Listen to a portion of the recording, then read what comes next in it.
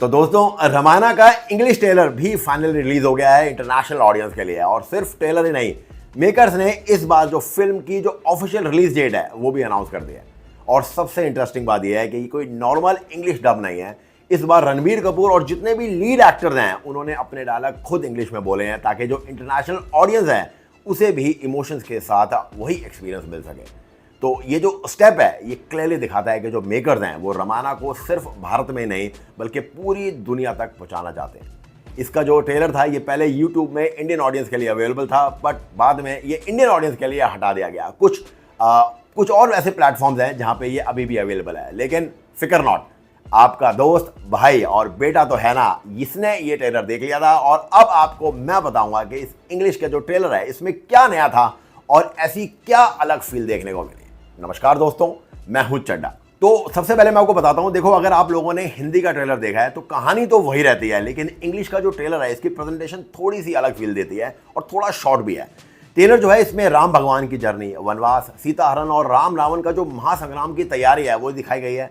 कुछ नए विजुअल्स भी देखने को मिलते हैं और जो पूरा ट्रेलर है वो इंटरनेशनल ऑडियंस को ध्यान में रखकर प्रेजेंट किया गया है। सबसे अच्छी बात, जैसे मैंने आपको पहले बताया था कि इंग्लिश के जो डायलॉग्स हैं वो कुछ लीड एक्टर्स ने अपनी आवाज़ में इसमें डब किए हैं, तो जिस वजह से आपको जो इमोशंस है ना वो एक्चुअली रियल और बढ़िया लगते हैं।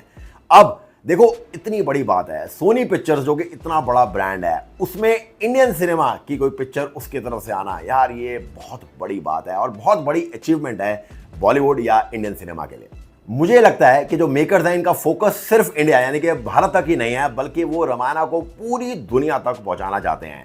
इसलिए पहले सैन डिएगो कॉमिक कॉन में ट्रेलर का शोकेस हुआ और अब इंग्लिश ट्रेलर जो है वो, जैसे मैंने आपको बताया, सोनी पिक्चर्स के थ्रू वर्ल्ड वाइड लॉन्च किया गया है। अब ये इंडियन सिनेमा के लिए एक बहुत बड़ा स्टेप माना जा रहा है। साथ ही हैंस जिमर और ए.आर. रहमान का म्यूजिक, ग्रैंड और बड़े से विजुअल्स और इंटरनेशनल स्केल इस प्रोजेक्ट को और भी ज्यादा स्पेशल बना देता है।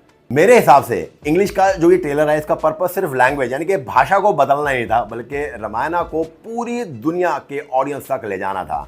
और अगर इंटरनेशनल ऑडियंस भी इस कहानी से कनेक्ट करते हैं तो यार ये इंडियन सिनेमा के लिए एक बहुत ही ज़्यादा प्राउड मोमेंट होगा।